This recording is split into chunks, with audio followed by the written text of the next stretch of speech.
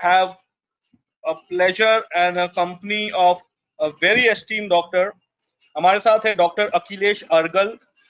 He has completed his MBBS in 1989 and MD anesthesiology in 1992 from government colleges. He is a consultant anesthesiologist since 1993 and have conducted anesthesia cases for general surgery, orthopedic surgery, OB-GYN, ophthalmology, burns, plastic surgery, neurosurgery.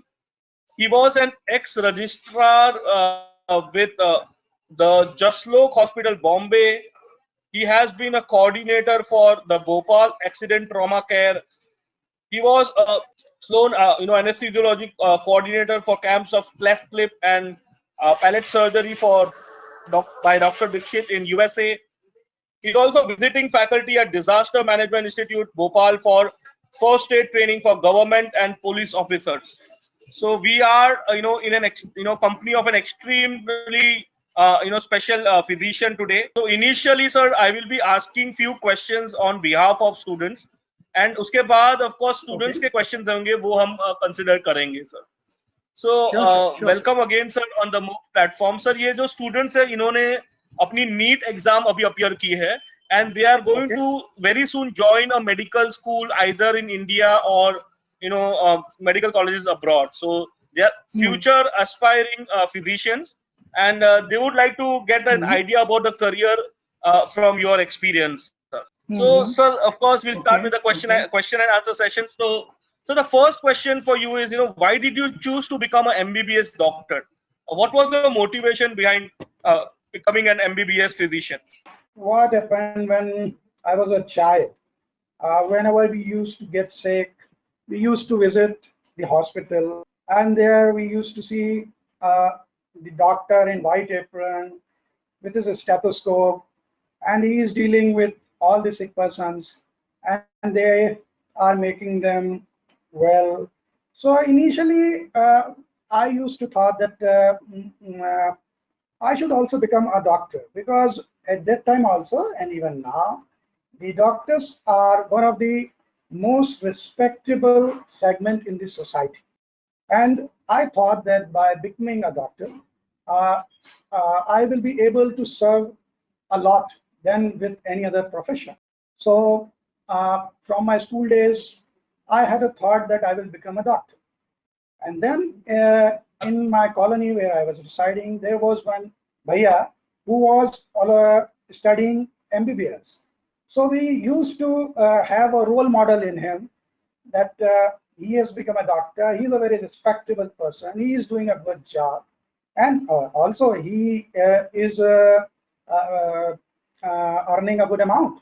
So all these things had a good impression on me.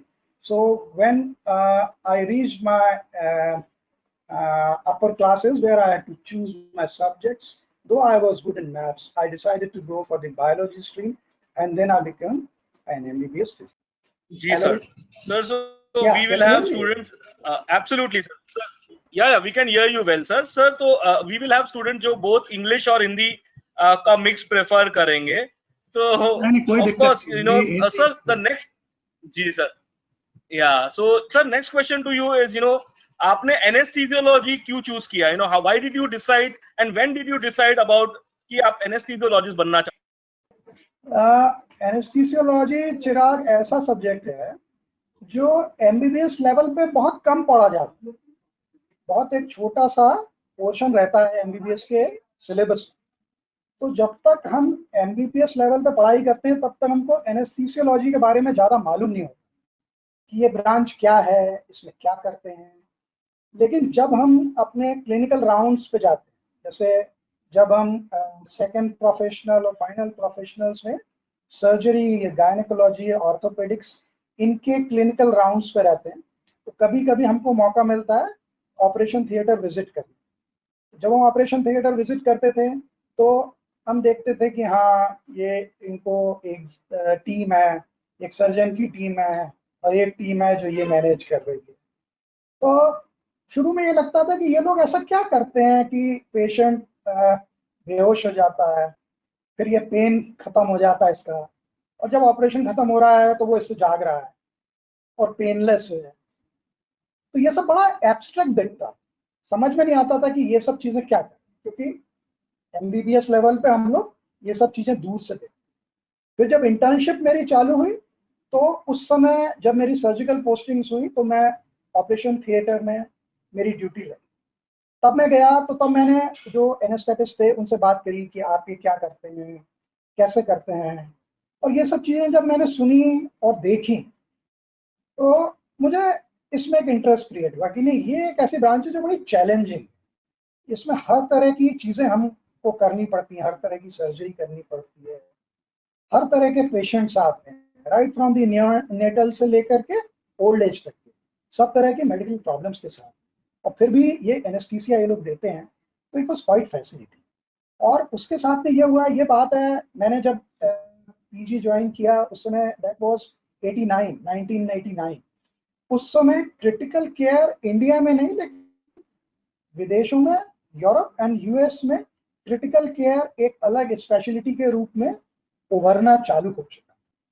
और जो लोग उस branch में जा रहे थे उनमें से कुछ फिजिशियंस थे जो मेडिसिन के बैकग्राउंड से आते थे, लेकिन मेडिकल बैकग्राउंड के, मेडिसिन बैकग्राउंड के अलावा जो अधिकतर लोग उस फील्ड में वहां आ रहे थे वो लोग एनेस्थीसियोलॉजी से।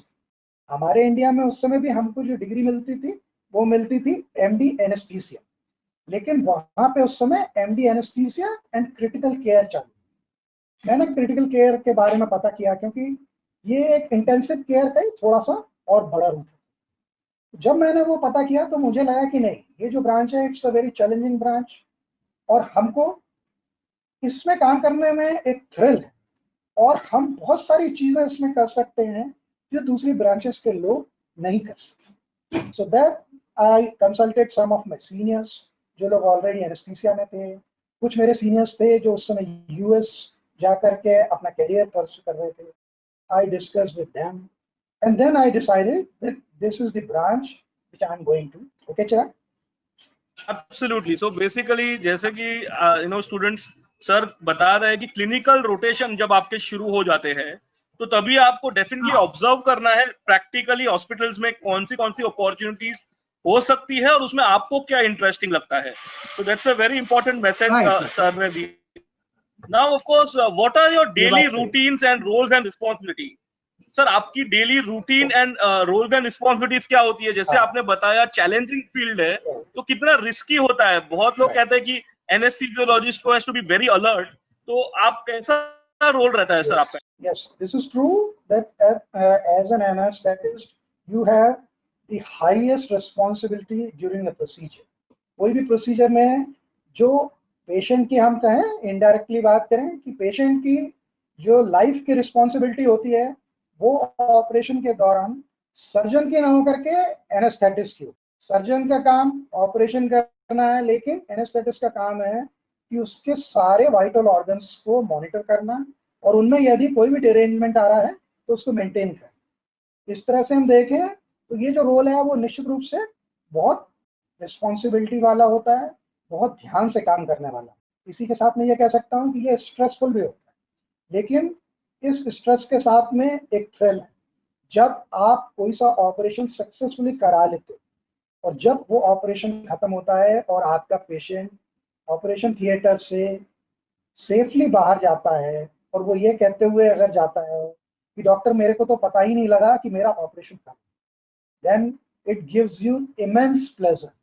This pleasure you cannot get with any amount of the money which you get from some patient's compliments.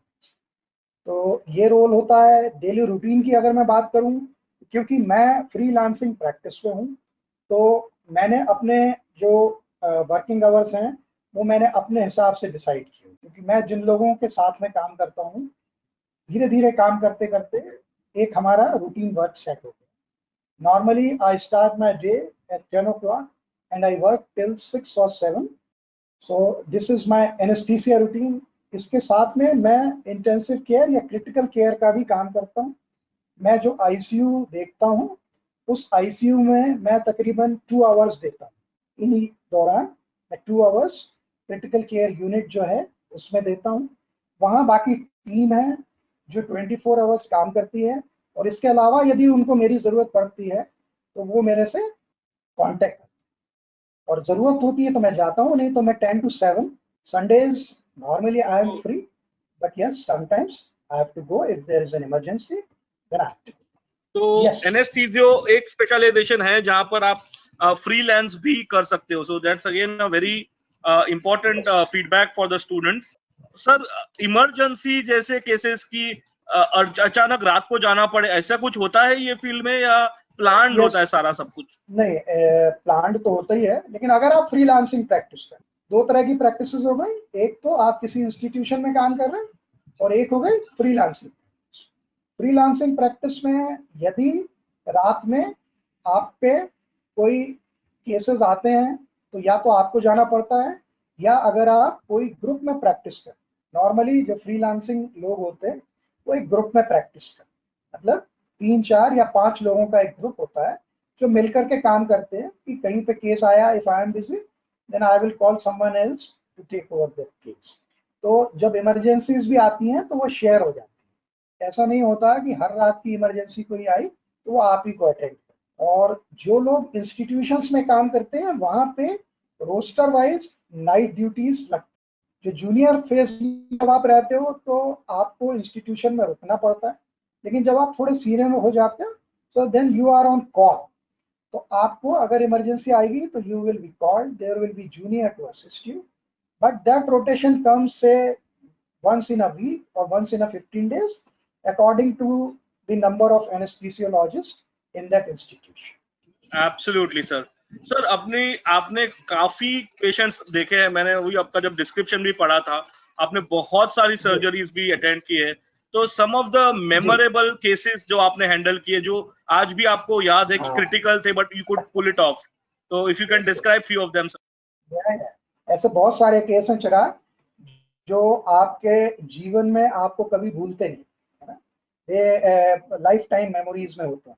Specially वो केसेस जिनमें अधिकतर लोगों ने उम्मीद छोड़ दी होती है, होप छोड़ दी होती है कि पेशेंट सर्वाइव होगा कि नहीं, लेकिन आपने अपने एफर्ट्स जारी रखे and you could save the patient. इसी तरह का एक एग्जांपल बताना चाहूँगा। ये बात है तकरीबन 5 साल पहले की, 5 years बैक। एक हमारे पास 21 years का लड़का आया जो इंटेस्टाइनल परफोरेशन का पेशेंट था। वो 4 दिन से घर पे था दर्द के साथ में। दैट मीन्स उसका जो इंटेस्टाइन परफोरेट हो चुकी थी, बर्स्ट हो चुकी थी, वो 4 दिन हो चुका। वो बिल्कुल अफोर्डिंग पेशेंट नहीं था, बहुत ही गरीब पेशेंट। वो जब आया इमरजेंसी में हम लोगों के पास में तो उसकी पल्स रेट बहुत ज़्यादा थी, उसका ब्लड प्रेशर तकरीबन नहीं के बराबर। लेकिन हम लोगों ने सोचा कि नहीं, ये यंग पेशेंट है, हमको इसमें अपनी जान लगानी चाहिए। तो हम लोगों ने पहले उसको, कहते हैं फ्लूइड रिससिटेशन कहलाता है, उसका ब्लड प्रेशर हम लोगों ने पहले मैनेज किया, बढ़ाया। फिर हमने उसको ऑपरेशन टेबल पे लिया। जब हमने उसको ऑपरेशन टेबल पे लिया और मैंने उसको एनेस्थीसिया दिया, एनेस्थीसिया देने के 10 मिनट बाद में वो पेशेंट कार्डियक अरेस्ट में चला। हम लोगों ने किसी तरह उसको रिवाइव किया, लेकिन 2 मिनट बाद में वो फिर से कार्डियक अरेस्ट में, उसको हमने फिर रिवाइव किया। इस तरह से करते करते हम लोगों ने 5 बार कोशिश की और वो हर बार दोबारा कार्डियक अरेस्ट में चला जाता। 6वीं बार हमने सोचा कि नहीं, ये अब हम लास्ट ट्राई करते हैं, अगर ये आ गया तो ठीक, और नहीं तो हम अपने एफर्ट छोड़ें। लेकिन भगवान की मर्जी थी, जब हम लोगों ने उसको 6th अटेम्प्ट किया तो वो वापस रिवाइव हुआ। उसके बाद हम उसकी सर्जरी कर पाए। भले ही उसके बाद वो 4 दिन तक वेंटिलेटर पर रहा, 15 दिन तक हॉस्पिटल में रहा, 16 day we were able to discharge him. और उसके बाद में जब वो ठीक हुआ तो उसने हम लोगों से रिक्वेस्ट की कि आप लोगों ने मेरी जान बचाई तो मुझे हॉस्पिटल में ही कोई जॉब दे दीजिए। वो आज हमारे ही हॉस्पिटल में वो काम कर रहा है और अब हम लोग उसको सपोर्ट कर रहे हैं पैरामेडिकल ट्रेनिंग देने की, कि वो पैरामेडिकल ट्रेनिंग ले ले और वो हमारे यहाँ पे ही काम कर सके। अब इस तरह की जो चीज़ होती है वो जिंदगी भर आपको नहीं भूलती। जब भी वो मेरे सामने आता है मेरे मन में एक बहुत खुशी का भाव है। Absolutely, that is very inspiring. In fact, ये बहुत important है students. Everything is not about money, but ये जो आप दूसरों के लाइफ में डिफरेंस क्रिएट करते हो, that also is very important अगर आप मेडिसिन करियर कंसिडर कर रहे हो। सर, नेक्स्ट क्वेश्चन है sir, how about your work life balance? Sir, आप कैसे मैनेज कर पा रहे हो फैमिली एंड वर्क, कैसे बैलेंस होता है सर? ये चिराग बहुत आपने इम्पोर्टेंट क्वेश्चन पूछा। ये मैं कहूँगा ये सिर्फ मेरी स्पेशलिटी की बात नहीं है, this stands for good for most of the specialities. कि जब आप अपना कैरियर चालू करते हो आप, तो इनिशियली आपका वर्क लाइफ बैलेंस जो होता है वो गड़बड़ होता है। उसका रीज़न ये होता है कि शुरू में आपको अपना ज़्यादा टाइम वर्क के लिए देना पड़ता है और जो आपकी फैमिली होती है आप उसको कम टाइम देते हो। The reason is simple that whenever you are new in the profession, you have to establish yourself. You have to prove yourself that you are capable and people should have confidence in you.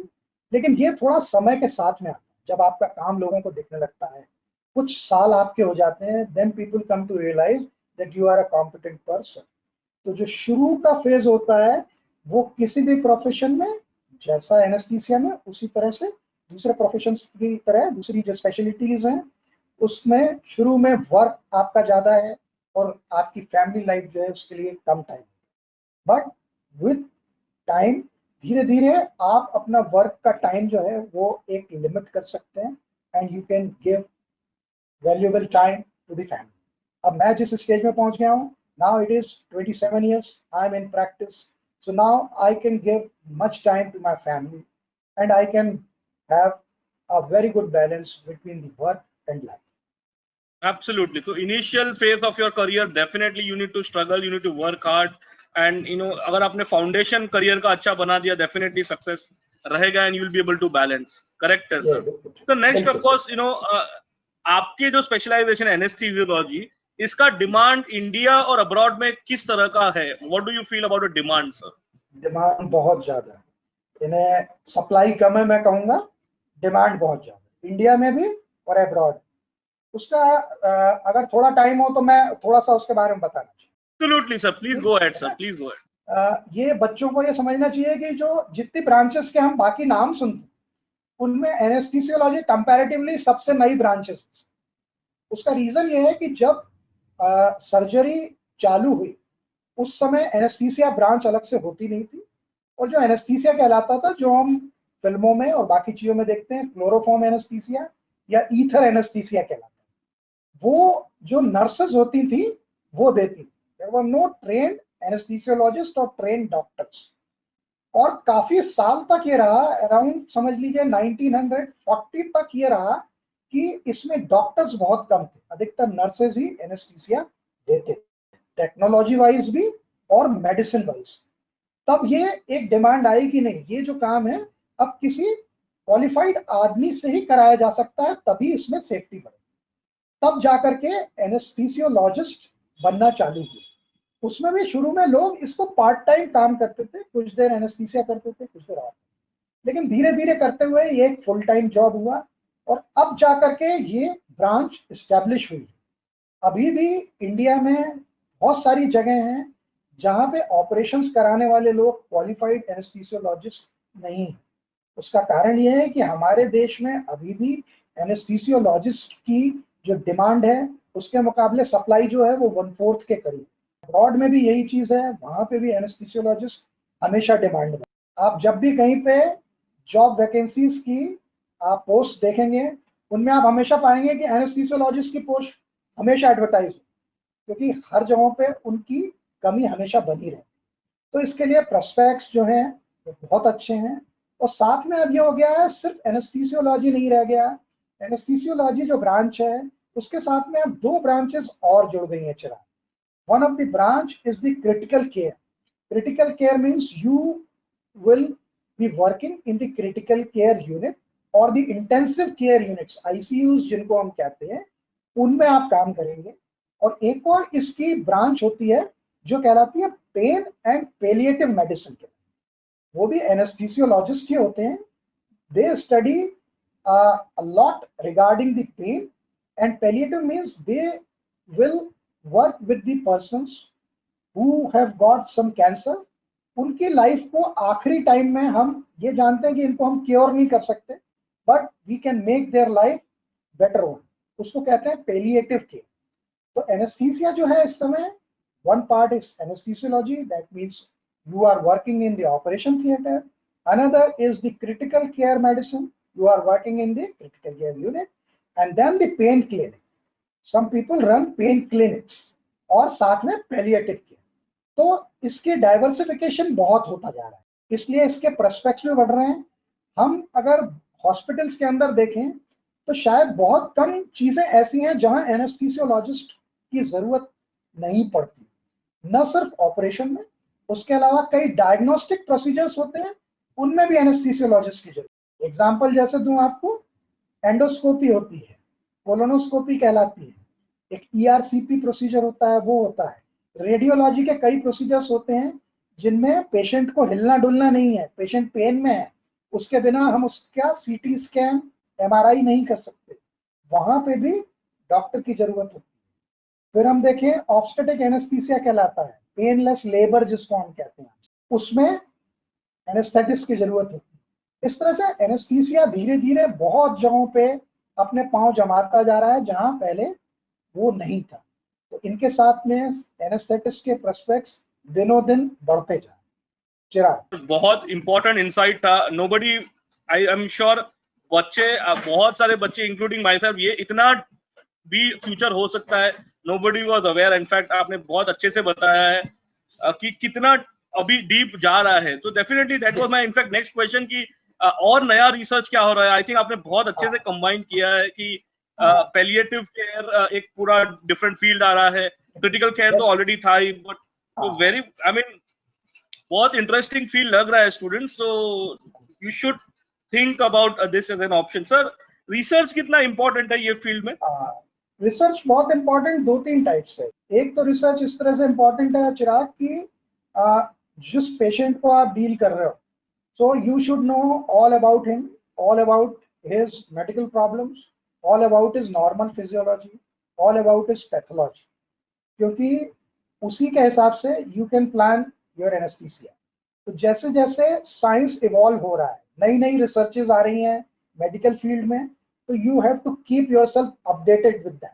तो एक तो ये हो गया कि आप patient related जो आपकी फील्ड है उसकी रिसर्च से आपको जुड़े रहना है, और आपके जो डाटाज हैं वो आपको किन्हीं के साथ में शेयर करना, क्योंकि जो आपके डाटाज हैं उनको जब आप शेयर करेंगे दैट हेल्प्स इन रिसर्च।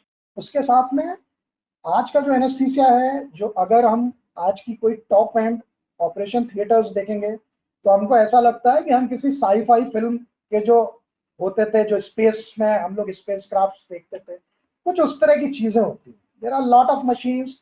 जो एनेस्थीसिया मशीन कहलाती है, एनेस्थीसिया वर्क स्टेशन कहलाता है, वही आप देखोगे तो आपको इट्स वेरी फैसिनेटिंग, क्योंकि it's more of there are so many gadgets over there, all sorts of these computers are there, monitors are there, ventilators are there, उन सबको आप यूज करते हो, और इनसे रिलेटेड जो भी आपके काम होते हैं ये कंपनीज आपसे उसको शेयर करना चाहती है, so that they can improve further. तो ये जो चीजें हैं इनमें आपको हमेशा रिसर्च में आप इन्वॉल्व रह सकते हैं। उसके साथ में जैसा मैंने बताया, अभी क्रिटिकल केयर जब आप करते हैं उसमें भी बहुत सारा रिसर्च होता है। तो आप जो भी पेशेंट्स को डील करते हैं उनके डाटास में आप स्टडी करते हैं, आप उनको पब्लिश करते हैं, आप दूसरों के डाटास को अपने यहाँ यूज करते हैं। उसके साथ में पेन की हम बात करें तो पेन भी जो एक फील्ड है, pain clinics and palliative care, it is also a very new evolving field. तो इसमें भी जो डाटाज होते हैं उनका रिकॉर्ड रखना, उनको कंपाइल करना, उनको पब्लिश करना, उनको शेयर करना, इन सब से हम दूसरों की तो मदद करते हैं और उनकी रिसर्च और उससे हम अपनी मदद करते हैं। तो इस फील्ड में भी जैसा मेडिकल फील्ड में पूरा अभी बहुत सारी चीजें हैं, technology wise, physiology wise, pharmacology wise, वो सब चीजों में आप भी इन्वॉल्व रहते हो, उसका फायदा भी उठाते हो, and you are a part of that process. Absolutely sir, बहुत इंटरेस्टिंग है। सर, आपने ऑलरेडी एड्रेस किया है, बट वापस ये जो यंग डॉक्टर जो आपकी बातें आज सुन रहे हैं, why should they consider to become anaesthesiologist? What is your opinion? Why should they consider anaesthesiologist?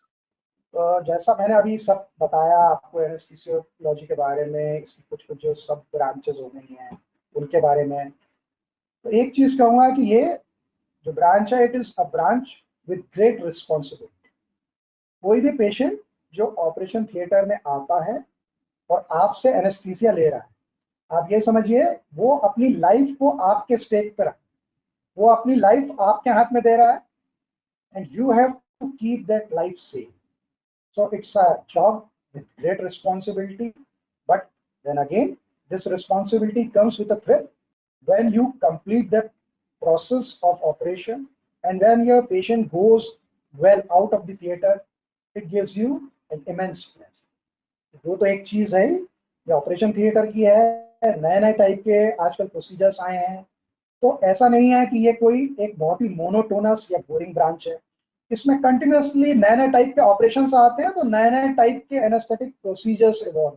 जो भी नया प्रोसीजर आता है हम उसके बारे में भी पढ़ते हैं, और उसके साथ में हम एनेस्थीसिया को उसमें कैसे इनकॉर्पोरेट कर सकते हैं हम उसके बारे में। नई नई मेडिसिन आजकल आ रही है, कई डिजीजेस की मेडिसिन आती हैं। यदि कोई पेशेंट उन डिजीजेस के लिए वो मेडिसिन लेता है, तो उन मेडिसिन का हमारे एनेस्थीसिया पे क्या इफेक्ट हो सकता है, उसके बारे में भी हमको अपडेटेड रहना। उसके बाद में जो नए गजेट्स आते हैं, नए टाइप के मॉनिटर्स आ रहे हैं, नए टाइप के वेंटिलेटर्स आ रहे हैं, नई टाइप की एनेस्थीसिया मशीन्स आ रहे हैं, नए एनेस्थेटिक एजेंट्स आ रहे हैं, इन सब के बारे में भी हमको अपडेटेड रहना, क्योंकि इन चीज़ों के कारण से हम हमारे पेशेंट्स की सेफ्टी को और इम्प्रूव कर सकते हैं। तो ये एक कंटिन्यूस पढ़ने वाली फील्ड है जिसमें आपको अपडेटेड रहना है पूरे टाइम। आप जब ऑपरेशन चलता है, you have to be very vigilant, आपसे कोई भी चीज मिस नहीं हो जाए, क्योंकि इसमें इग्नोरेंस या आपके कोई सी चीज को ध्यान न देने का कोई स्थान ही नहीं है। You have to give your 100% every time. तो ये सब चीजें जब लाइफ में आप करते हो, तो it gives you immense pleasure as well as lot of confidence. उसी के साथ में यदि मैं बात करूं क्रिटिकल केयर यूनिट में आपके रोल की, वहां पे आप डेली नए पेशेंट्स को डील करते हो, और उन पेशेंट्स में भी जैसे ऑपरेशन थिएटर में होता है, there is a change in the vital parameters से every now and then. And आप जो स्ट्रेटजी बनाते हो वो कोई 24 आवर्स की स्ट्रेटजी नहीं हो सकती। You have to deal there now and then. उसी समय आपको डिसाइड करना होता है कि मुझे ये क्या करना। So with experience, it makes your judgment more critical and more quick. Pain में भी यही होता है, जब आप पेन के लिए आपका पेशेंट आता है, तो उसके साथ में जब आप काउंसलिंग करते हैं, counselling is a major part of the pain and palliative care, क्योंकि जो पेशेंट है वो पेन में है, साइकोलॉजिकली ट्रॉमा में है। आपको उसको इतना कॉन्फिडेंस दिलाना है कि वो ये बिलीव करे कि you are the one who is going to relieve him of his sufferings। तो ये भी एक बहुत बड़ा रोल होता है जिसको हम कहते हैं काउंसलर का रोल। भी एक एनेस्थेटिस्ट के लिए as a pain and palliative care and as a critical care and also as an anaesthesiologist, pre operative counselling as well as post operative counselling. So ये सब चीजें आपको एक अच्छा इंसान और एक अच्छा डॉक्टर बनने में मदद करती है। और इतना सब जो थ्रिल है, ये किसी और ब्रांच में एक साथ आपको नहीं मिले, क्योंकि ये बहुत सारी ब्रांचेस इसमें इन्वॉल्व। इसमें हम देखें तो मेडिसिन भी इन्वॉल्व होती है, फिजियोलॉजी, फार्मेकोलॉजी, रेडियोलॉजी भी इसमें इन्वॉल्व, सर्जरी का भी कुछ पोर्शन हमको सब मालूम होना चाहिए। So you become an expert of many fields. कई बार होता है जब ऑपरेशन चल रहा होता है और सर्जन किसी इसमें फंस जाता है, because we have conducted so many operations of that sort, we could suggest the surgeon that try this one, and most of the time it clicks and they are out of the problem। तो ये branch आपको एक अलग तरह का role देती है, responsible but Chirag. जी सर, एब्सोल्युटली सर। इनफैक्ट वही मेरा नेक्स्ट क्वेश्चन था जो आपने आंसर किया कि एमबीबीएस के कौन से सब्जेक्ट्स इंपॉर्टेंट रहेंगे अगर आपको एनेस्थीसियोलॉजिस्ट बनना है। तो डेफिनेटली जैसे आपने कहा सारे सब्जेक्ट्स इंपॉर्टेंट है, you can not ignore any subject. जी जी जी सर। देखिए सबसे पहले ये है आपका एनाटमी अच्छी होना चाहिए, है ना। एनाटमी क्यों अच्छा होना चाहिए कि जब आप पेन में ब्लॉक्स लगाते हैं ना, नर्व ब्लॉक्स कहलाते हैं, जिनमें हम नर्व में इंजेक्शन लगा करके उस नर्व को हम कंडक्शन कम करते हैं। तो unless you have a good knowledge of the anatomy, you can not conduct a good nerve block, है ना। फिर जब आपको फिजियोलॉजी का बहुत अच्छा नॉलेज होना चाहिए, क्योंकि जब तक हमको नॉर्मल फिजियोलॉजी का नॉलेज नहीं होगा तब तक हम उसकी एबनॉर्मल जो फिजियोलॉजी है उसको हम पकड़ नहीं पाएंगे। उसके साथ में हमको फार्मेकोलॉजी का बहुत अच्छा नॉलेज, जो पेशेंट ड्रग्स लेता है उनका क्या असर उसकी बॉडी पे हो सकता है और क्या असर एनेस्थेटिक ड्रग्स पे हो सकता है। उसके साथ में जो एनेस्थेटिक ड्रग्स आई हैं उनकी फार्माकोलॉजी आपको पूरी मालूम, साथ में जो गैजेट्स हैं उनके बारे में पूरा आपको मालूम। रेडियोलॉजी में आपको एक्सरेज हैं, सीटी स्कैन्स हैं, इनको रीड करना आना चाहिए, क्योंकि जब आप अपने पेशेंट को प्री ऑपरेटिवली मॉनिटर जाएंगे एग्जामिन करने के लिए तो आपको उसका इंटरप्रिटेशन आना चाहिए, जिससे कि आपका एनेस्थीसिया बेटर बन सकता है। तो इस तरह से हम देखें तो ये सारी ब्रांचेस मेडिसिन की भी हैं। इवन आप ऑब्स्टेटिक का काम करते हैं तो आपको ऑब्स्टेटिक का नॉलेज होना चाहिए। जो प्रेग्नेंट लेडीज होती हैं उनके फीटस के ऊपर कौन सी दवाई का क्या असर हो सकता है, ये बहुत जरूरी होता है। तो इन सब ब्रांचेस को जब हम कंबाइन करें तब जाकर के एक अच्छा एनेस्थीसियोलॉजिस्ट बनता है। Chirag sir some questions from students, तो मैं आपको पूछना चाहूंगा। Sure. सर डिम्पल पूछ रहे हैं कि how long is the career, मतलब एमबीबीएस के बाद कितने साल लगेंगे एनेस्थीसियोलॉजिस्ट, और आगे जाके कुछ मतलब फ्यूचर क्रिटिकल केयर या पैलिएटिव केयर करना है तो मतलब ड्यूरेशन कितना लगता है? ड्यूरेशन देखता है। ओके, ट्विंकल ये है कि आप एमबीबीएस के बाद में जो इंडिया में है वो हमारा 3 ईयर का एमडी होता है और 2 ईयर का डिप्लोमा होता है। कई जगहों पे डिप्लोमास नहीं है, लेकिन 2 ईयर का डिप्लोमा इन एनेस्थीसिया है और 3 ईयर का एमडी इन एनेस्थीसिया। इसको करने के बाद में तो आप एक तरह से पोस्ट ग्रेजुएट बनते हैं। अब इसके बाद में यदि आप कुछ सुपर स्पेशलिटी कह लीजिए या सब स्पेशलिटी में जाना चाहते हैं, जैसे आप पेन एंड पैलिएटिव केयर का काम करना चाहते हैं, इसके लिए भी 1 to 2 ईयर के स्पेशल कोर्सेज हैं, तो लोग उसको करते हैं।